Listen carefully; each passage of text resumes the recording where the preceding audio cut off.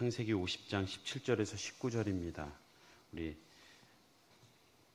한 절 한 절 읽고 마지막 절 함께 읽겠습니다. 제가 먼저 17절 봉독합니다. 너희는 이같이 요셉에게 이르라. 내 형들이 내게 악을 행하였을지라도 이제 바라건대 그들의 허물과 죄를 용서하라 하셨나니 당신 아버지의 하나님의 종들인 우리 죄를 이제 용서하소서 하매 요셉이 그들이 그에게 하는 말을 들을 때에 울었더라. 그의 형들이 또 친히 와서 요셉의 앞에 엎드려 이르되 우리는 당신의 종들이니이다. 함께 읽겠습니다. 요셉이 그들에게 이르되 두려워하지 마소서 내가 하나님을 대신하리이까. 아멘. 할렐루야. 하나님께서 오늘도 이 무더위 가운데에도 저희를 부르신 것은 은혜를 주시고자 우리의 영적인 회복을 주시고자 이 자리에 부르신 줄 믿습니다. 우리 옆에 계신 분과 함께 인사 나누겠습니다. 서로 용서합시다. 서로 용서합시다. 허물을 덮읍시다. 허물을 덮읍시다. 예. 이렇게 인사하는데 이렇게 서로 보고 인사해야 되는데 서로 이쪽 방향을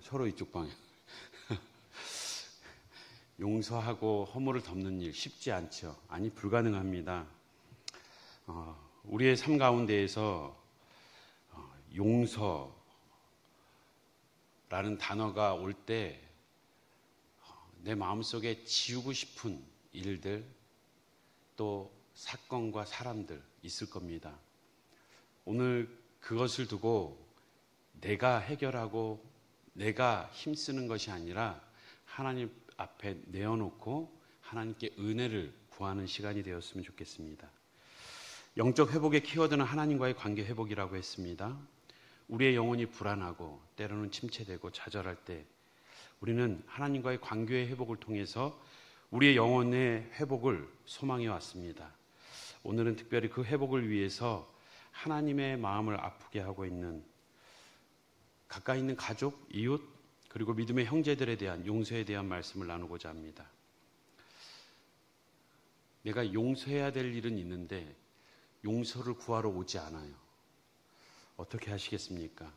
찾아가서 빌면 나에게 용서를 구하면 내가 용서해 줄게 라고 얘기하기도 참 민망한 사건들, 그런 얄미운 사람들 있지 않습니까?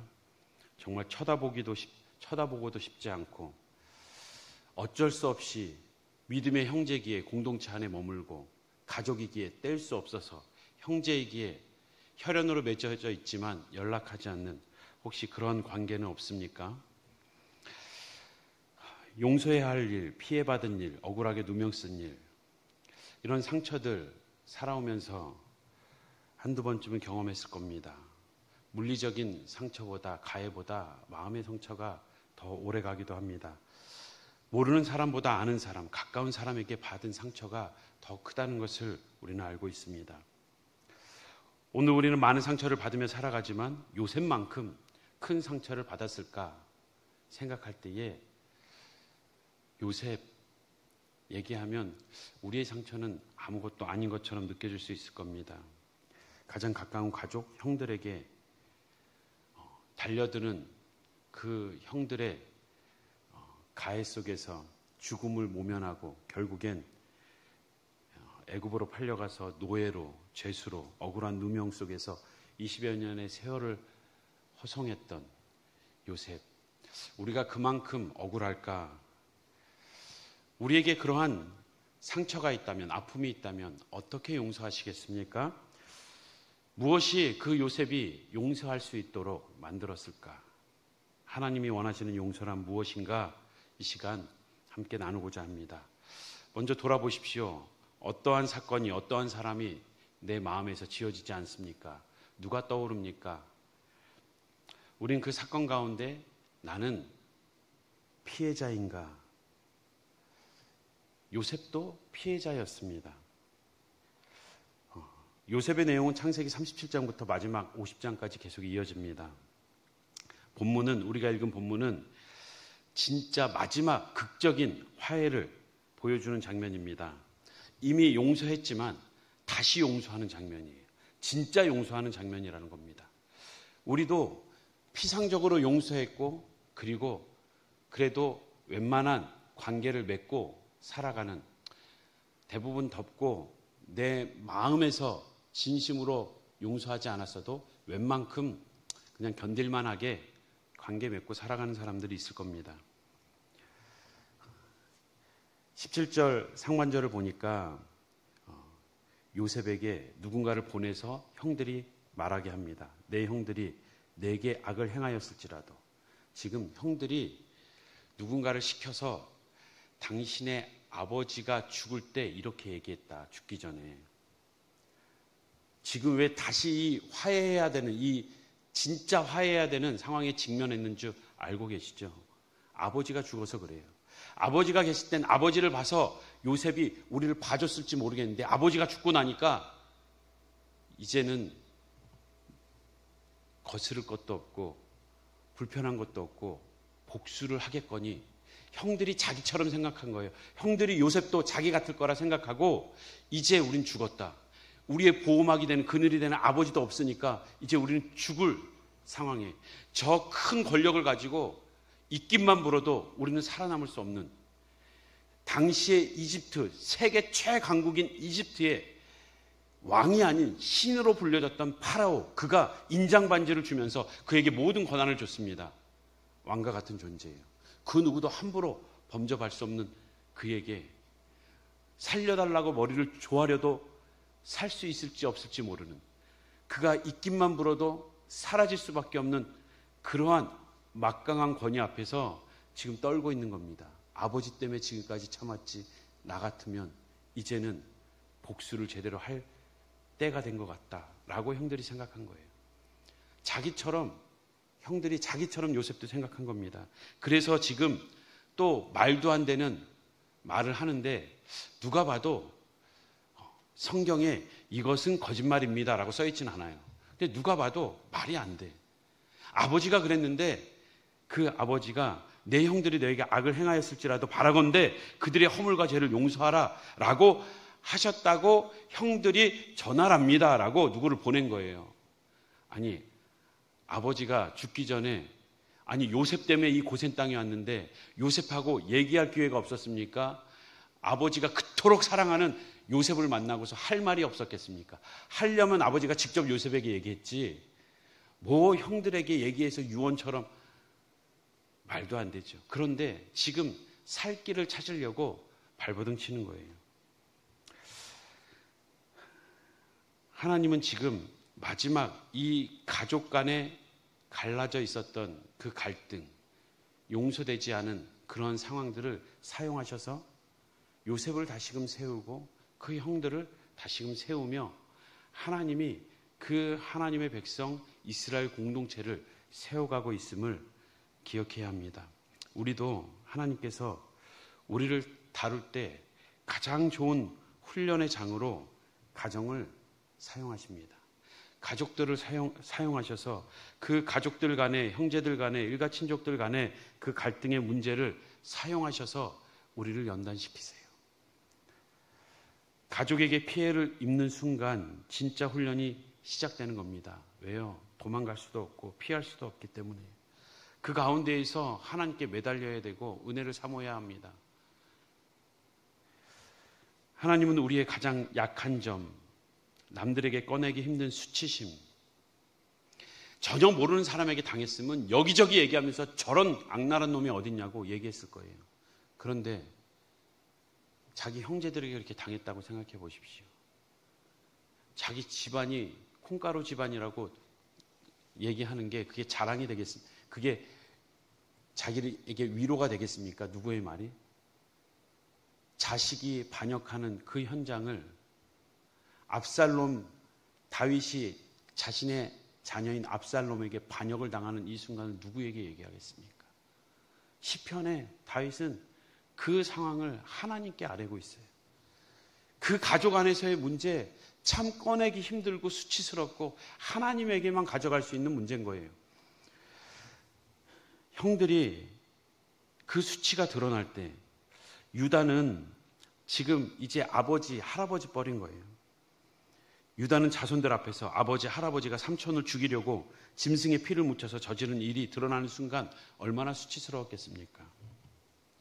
그동안 아버지, 그 야곱의 그늘 아래서 한 번도 제대로 사과하지 못했던, 이제는 진짜 사과해야 되는 상황에 직면한 거예요. 창세기 50장 16절을 보면 요셉에게 말을 전하여 이르되 당신의 아버지가 돌아가시기 전에 명령하여 이르시기를 이라고 얘기하면서 사과를 하기 전에 뭔가 그 분위기를 만들고 납작 엎드립니다. 땅에 머리를 대었다고, 그에게 살려달라고, 목숨만 살려달라고. 이제 아버지의 그늘도 없는 거예요. 이제 요셉과 직접 대면해서 용서를 구하고 용서를 받아야만 살 수 있는 순간입니다. 피해자인 요셉은 어떻게 회복할 수 있었을까요? 용서할 수 있었을까요? 복수를 해야 되는데, 상처는 시간이 지난다고 치유되지 않습니다. 시간이 지나서 아물지 않습니다. 중요한 것은 그 상처의 깊이만큼 은혜가 채워져야 회복되는 거예요. 더 큰 은혜를 경험할 때 치유가 됩니다. 한번 따라해 보겠습니다. 상처는 시간이 지난다고 치유되는 것이 아니라 더 큰 은혜를 경험할 때 치유된다. 요셉은 하나님과 동행하는 삶을 살았고 그 함께하는 동행 가운데 은혜를 누렸다라고 성경은 말하고 있습니다. 더 큰 은혜를 통해서 다른 존재가 된 거예요. 요셉이 착해서 용서한 게 아닙니다. 은혜의 힘이 그가 용서하도록 만든 거예요. 골로새서 3장 13절 말씀 우리 함께 읽겠습니다. 시작. 누가 누구에게 불만이 있거든 서로 용납하여 피차 용서하되 주께서 너희를 용서하신 것 같이 너희도 그리하고. 요셉은 이미 용서했습니다. 하지만 형들은 그것이 아버지 때문에 어쩔 수 없이 표면적으로 한 것이라 생각하고 두려워 떨고 있었어요. 진짜 사과해야 되는 상황에 이제 납작 엎드릴 수밖에 없게 되었고, 요셉은 다시 한번 용서합니다. 그런데 다시 한번 용서하는 가운데 요셉은 깨닫게 되는 거예요. 다시 웁니다. 형들 앞에서 울며 용서하는데, 내 용서가 진짜 용서가 아니었구나. 내가 피해자인 줄 알았는데 피해자가 아니라 오히려 내가 가해자였다는 것을 그는 깨닫기 시작한 겁니다. 두 번째, 우리는 피해자라고만 생각하고 있습니까? 대부분의 사람들은 갈등 속에서 자신이 피해자라고 생각해요. 그래서 자기 연민에 쉽게 빠집니다. 그리고 자기는 피해자이기 때문에 가해자보다 조금 더 착하다고, 저 잔인한 가해자보다 조금은 내가 깨끗하다고, 저 가해자보다 내가 조금 더 의롭다라고 생각하는 사고가 밑바닥에 깔려 있는 거예요. 이미 요셉은 형들과 입맞추고 울며 화해했습니다. 45장 5절을 보면 당신들이 나를 이곳에 팔았다고 해서 근심하지 마소서, 한탄하지 마소서. 하나님이 생명을 구원하시려고 나를 당신들보다 먼저 보내셨나이다 라고 용서를 했습니다. 45장 이어지는 15절을 보면 요셉이 또 형들과 입맞추며 안고 우니 형들이 그제서야 요셉과 말하니라. 이미 용서했는데 왜 다시 사과하러 나왔을까? 왜 다시 용서를 해야 되는가? 이 복잡한 마음, 오늘 읽은 17절 하반절을 보면 당신 아버지의 하나님이 종들인 우리의 죄를 용서하소서 하매 요셉이 그들이 그에게 하는 말을 들었을 때 울었더라. 왜 울었을까요? 그 울음에는 많은 의미가 있었을 겁니다. 아니, 이미 용서했는데 그럼 그동안 그 용서를 진짜로 받지 않고 그동안 그렇게 불안하게 두려운 가운데 살았던 건가? 안타까워서 긍휼한 마음에서 울었을 겁니다. 뿐만 아니라 자신의 마음을 몰라주는, 그들을 받아줬고 땅도 내어주고 그의 자녀들도 다 그 요셉의 품 안에서 살아가고 있는데 자신의 마음을 너무 몰라주는 형들의 모습 뿐만 아니라 자신이 형들에게 진심으로 그들이 용서함을 받았다는 그러한 모습으로 용서하지 못한 것을 알게 된 거죠. 형들의 눈높이까지 낮아지지 못했음을 깨달은 겁니다. 마치 지금 형들은 예전의 요셉을 보고 있는 게 아니에요.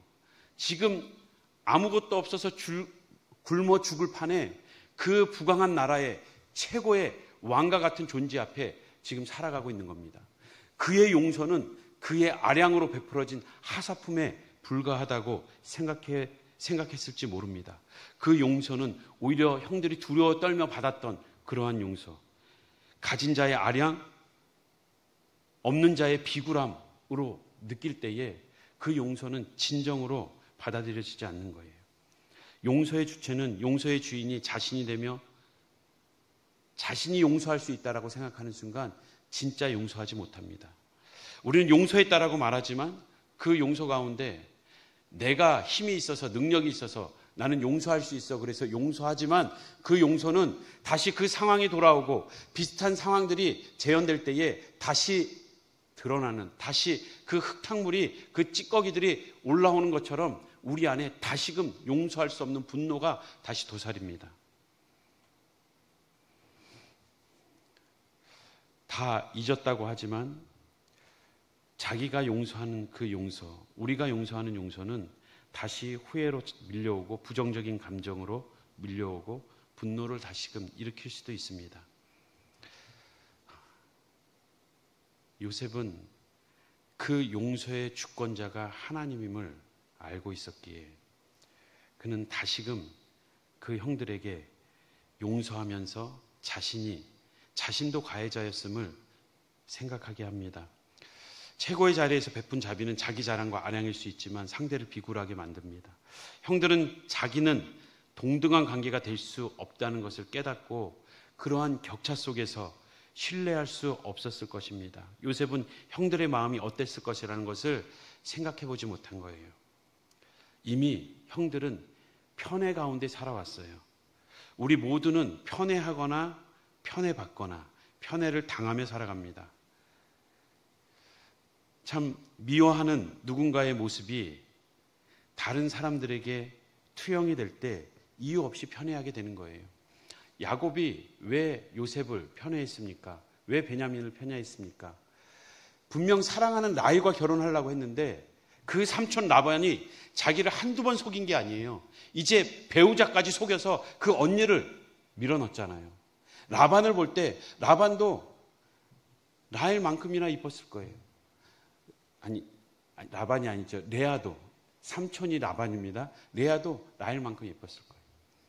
그 레아도 나름 사랑받을 만한 그러한 모습이었겠지만 레아를 볼 때 라반의 사기친 그 라반에 대한 분노가 투영되지 않았겠어요?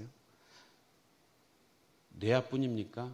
라반에 대한 분노가 레아의 아들들에게 투영되고 오히려 그 수고 끝에 얻은 그 라헬, 그 사랑은 그 자녀들 요셉과 베냐민에게 이어지고 있는 모습을 볼 수가 있습니다. 창세기 45장 22절을 보면 또 그들에게 다 각기 옷 한 벌씩 주되 베냐민은 은 300과 옷 5벌을 주고, 지금 이 야곱의 모습이 야곱만의 모습이 아니라 우리의 모습도, 우리도 누군가를 편애하고 또 편애를 받고 편애를 당합니다. 인간이 온전하지 못함 속에서 누구나 피해자인 것 같지만 또 가해자입니다. 요셉 피해자로 나오죠, 분명히. 하지만 그가 또 다른 가해자가 될 수 있는 겁니다. 편애를 받는다는 것, 누군가에게 간접적으로 상처를 주는 거예요. 인정과 칭찬을 받는 가운데에서 사랑받는 아이, 그렇지 못한 아이의 아픔 속에서 누리는 겁니다. 공부 잘하는 학생, 못하는 학생들이 있어야 공부 잘한다라고 소리를 듣는 거예요. 그들의 눈물을 듣고 받는 사랑입니다. 인정입니다. 누군가 무시를 받는 동안 우리는 칭찬을 듣고 왔다는 것을 기억해야 합니다. 단지 우리가 잘나서가 아니에요. 누군가는 우리 밑에서 편애를 당하면서 아픔 속에서 우리가 칭찬을 받고 있다는 것을 기억해야 합니다. 직장에서 승진하기까지 누군가의 수고를 내가 받아 누리고 있는 겁니다. 하나부터 열까지 내가 다 했습니까? 내가 다 잘나서 처음부터 끝까지 다 해서 승진한 겁니까? 아니요. 그 사람이 그 자리에 오르기까지 함께 동역하고 함께 힘쓰고 함께 헌신했던 동료들이 있지 않습니까? 우리가 아무리 성실한 삶을 산다 할지라도 이 땅 위에 이 세상의 삶은 하나님의 정의 앞에 공평하지 않기 때문에 나의 존재가 누군가에게 가해자가 될 수 있다는 것을, 나의 존재가 가해자가 될 수 있다는 것을 기억해야 합니다. 늘 자신만 피해자이고 스스로 불쌍히 여길 줄 알면서 다른 사람들의 상처를 볼 줄 모르는 우리의 죄악된 모습을 회개해야 합니다. 나도 죄인이에요. 내가 가해자입니다. 나는 피해자이며 가해자입니다.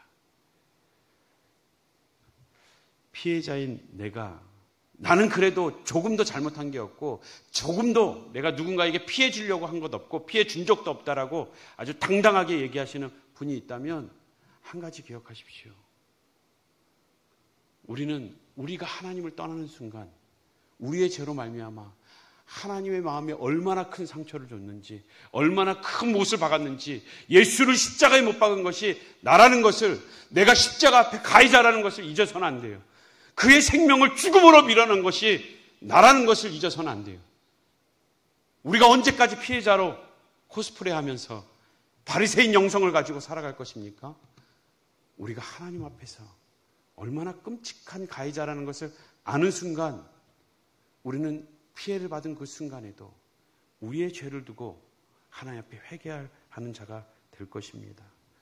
한번 따라하겠습니다. 피해자인 내가 예수를 십자가에 못 박은 가해자다. 우리는 피해자입니다. 많은 피해를 보고 또한 상처를 받았을 것입니다. 그런데 기억해야 될 것은 우리도 모르는 사이 우리의 삶, 우리의 존재 자체가 누군가에게 가해를 주고 있었음 또한 기억해야 합니다. 마지막으로 우리는 그렇다면 내가 피해자로서 어떻게 용서할 것인가? 무엇이 용서인가? 우리가 읽은 마지막 19절을 보십시오. 요셉이 그들에게 말합니다. 두려워하지 마십시오. 그가 울면서 얘기하는 거예요. 형님들 두려워하지 말라고. 나는 진심으로 형님들을 용서한다고. 왜? 내가 하나님이 아니라고. 당신들은 나에게 독화살을 쐈을지 모르지만, 팩트를 얘기하는 거예요. 독화살 쐈을지 모르지만 하나님은 그걸 선으로 바꿨다고. 하나님은 오히려 나에게 누리게 하신 은혜가 너무나 크다고. 내가 지금 하나님을 대신해서 형님들을 심판하겠습니까? 난 그렇게 할 수 없습니다. 용서의 주권을 이양하는 것이 진짜 용서입니다. 우리가 용서하는 거 아니에요. 가해를 했으니까 내가 용서할 권한이 있다라고요? 아니요, 우리는 일반 달란트를 빚졌습니다. 우리는 용서할 권한이 없어요. 그 용서의 주권이 하나님께 있음을, 하나님이 나를 용서하심으로써 내가 용서할 수 있는, 그를 용서하는 것 또한 하나님 주권에 있음을 고백하는 것이 진짜 용서입니다. 하나님의 섭리 안에서 우리는 그 용서의 주권이 하나님께 있음을 알 때 우리의 삶이 다시 해석되는 거예요. 우리의 인생이 다시 해석되는 겁니다. 하나님을 만난 자만이 진짜 용서를 할 수 있습니다. 하나님의 은혜를 경험한 자가 진짜 용서할 수 있습니다. 시간이 지난다고 치유되지 않는다고 했죠. 은혜를 경험해야, 더 큰 은혜를 경험해야. 상처는 이만큼 파였는데 은혜 조금 채워서 그게 용서가 됩니까? 차고 넘쳐야, 이 상처가, 이 아픔이 오히려 하나님이 내게 복을 주려는 의도였구나라는 게 분명해져야 그들이 준 상처가 보이지 않는 거예요. 창세기 50장 21절 말씀입니다. 우리가 읽은 이후의 말씀이죠. 우리 함께 읽겠습니다. 시작. 당신들은 두려워하지 마소서. 내가 당신들과 당신들의 자녀를 기르리이다 하고 그들을 간곡한 말로 위로하였더라. 용서하는 게 아량을 베풀고 상대를 비굴하게 만드는 게 아니에요. 진짜 위로가 되려면 내가 하나님께 받은 더 큰 은혜가 있어야 돼요. 그때 용서가 되는 거예요. 그때 진짜 위로가 되는 거고, 그때 진정한 용서와 함께 그들을 품고 하나가 될 수 있는 겁니다. 진정한 우리로, 진정한 공동체로, 진정한 가족으로 다시금 회복될 수 있는 것입니다. 중요한 것은 하나님의 은혜를 구해야 합니다. 요셉도 용서하지 못하면 여전히 그가 총리가 됐어도 여전히 감옥에 사는 인생이었을 겁니다. 진정한 용서는 하나님의 용서가 이해되고 하나님의 은혜가 각인될 때 시작됩니다. 하나님의 용서가 아닌 것은 또 기억나고 또 기억납니다. 하나님의 은혜로만 그 상처가 극복되는 줄 믿습니다. 17년이 돼서야, 20년이 돼서야 이제 직면하게 된 진짜 사과와 진짜 용서, 그 가운데 하나님이 이루시는 극적인 화해와 하나됨, 하나님이 이루시는 겁니다. 피해자나 가해자나 똑같습니다. 하나님 앞에서 은혜를 구해야지만 진짜 사과를, 진짜 용서를, 그래서 진짜 회복을 할 수 있음을 기억하시기 바랍니다. 마태복음 5장 23절 말씀, 그러므로 예물을 제단에 드리려다가 거기서 내 형제의 원망 들을 만한 일이 있거든, 생각나거든 예물을 제단 앞에 두고 먼저 가서 형제와 화목하고 그 후에 와서 예물을 드리라. 하나님이 원하시는 것은 그들이 하나 되는 것. 그 하나됨을 위해서 예수님이 이 땅에 오셨고 우린 예수 그리스도로 말미암아 진정한 화평의 관계로 나아갈 수 있습니다. 하나님과의 관계의 회복이 곧 우리의 인간관계에서의 회복으로 이어진다는 것을 알 수 있습니다. 무엇이 복수입니까? 다들 어떤 이들은 복수는 나의 힘이라고, 복수 때문에 살아갈 삶의 동력을 얻는다라고 얘기하는 이들도 있습니다. 복수를 품고 이를 갈면서 살아가는 이들도 있습니다. 진짜 복수는 무엇입니까? 그러한 복수는 이를 갈면서 보복하려는 그 복수는 자신의 삶 또한 이미 파괴적인 삶을 살아가고 있는 거예요. 자기 자신에 대해서 복수하고 있는 거예요. 진정한 복수는요, 하나님의 은혜를 입는 것입니다. 한번 따라하겠습니다. 최고의 복수는 하나님의 은혜를 입는 것이다. 하나님의 은혜를 입는 것이다. 그 상처 입은 가운데에 하나님, 내가 이렇게 비참한 상황에 놓였습니다. 하나님 불쌍히 여겨주세요라고 긍휼을 구할 때에 하나님이 은혜를 부어주시고 그 은혜를 부어주심으로써 우리는 차원이 다른 복수를 하는 거예요. 우리는 차원이 다른 삶의 존재가 되는 겁니다. 보십시오. 요셉이 상처 준 자들을 같은 방식으로 갚아줬습니까? 지금 이제 친위대장 보디발이 자기 밑에 들어온 거예요. 그 노예로서 열심히 바닥 닦고 수종 들던 그 요셉이 그 친위대장을 자기 밑에 두고 있는 겁니다. 감옥에서의 간수, 술 맡은 관원장, 떡 맡은 관원장 다 자기 밑이에요. 저 같으면, 좀 유치하긴 한데요, 저 같으면 미세스 보디발 찾아오라고 했을 거예요. 내가 너 때문에 얼마나 억울하게 그 감옥살이를 한 줄 아냐고. 왜 그랬냐고. 지금 다 있는 사람 앞에서 이거 다 누명을 벗을 수 있도록 아예 진술을 하라고 앞에 세워놓고 정말 힘을 가졌으니까 그 힘을 가지고 처절하게 그의 잘못을 다 적나라하게 드러내야죠.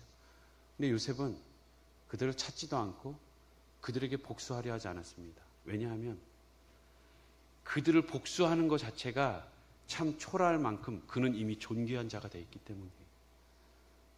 하나님이 베풀어 주시는 그 은혜로 존귀한 자가 되는 것이 진짜 하나님이 원하시는 거예요. 우리는 그 상처로, 아픔으로 그새 끙끙하는 것이 아니라 그 가운데에 긍휼을 구할 때에 하나님이 부어주시는 은혜를 받고 정말 존귀한 자가 되기를 원하는 하나님의 마음을 헤아릴 수 있는 우리 모든 성도님들 되시길 주님의 이름으로 축복합니다. 성도는 십자가의 용서와 하나님의 사랑 속에서 존귀한 자가 되어서 복수를 뛰어넘는 위로자의 삶을 살아가는 자, 그가 진정한 하나님의 사람, 하나님의 자녀인 줄 믿습니다. 오히려 불쌍히 여기며 기도할 수 있는, 눈물을 흘릴 수 있는, 그들을 오히려 불쌍히 여기며 눈물을 흘릴 수 있는 존재로 하나님은 인도해 주십니다. 하나님의 용서를 모르면, 그 주권을 이양하지 않으면, 하나님의 사랑을 모르면 여전히 감옥에 사는 거예요. 여전히 감옥에 삽니다. 하지만 그 사랑, 십자가의 용서를 아는 자들이 진정한 용서의 삶을 누리며 존귀한 자가 되는 줄 믿습니다. 마지막으로 저를 한번 따라해 보겠습니다. 하나님의 용서를 경험하지 못하면 여전히 감옥에 살고, 십자가의 사랑을 경험하면 진정한 용서의 삶을 누린다. 사랑하는 성도 여러분, 기억하십시오. 우리 모두는 십자가 앞에서 가해자입니다. 십자가의 용서를 누린 자가 진정한 용서를 할 수 있는 것입니다. 사랑하는 성도 여러분, 피해자입니까? 가해자입니까? 사랑하는 성도 여러분, 용서를 준비하고 계십니까? 용서를 준비하고 계십니까? 창세기 50장 20절 말씀, 당신들은 나를 해하려 하였으나 하나님은 그것을 선으로 바꾸사 오늘과 같이 많은 백성의 생명을 구원하게 하시려 하셨나이다. 마귀는 오늘도 누군가를 통해서 우리를 죽이려고 독화살을 쏘아댑니다. 하지만 이 독화살을 막고 선한 능력으로 바꿀 수 있는 분은 하나님이십니다. 그 하나님의 은혜를 구하는 우리 모든 성도님들 되시길 주님의 이름으로 축복합니다. 우리 앞에서 불렀던 찬양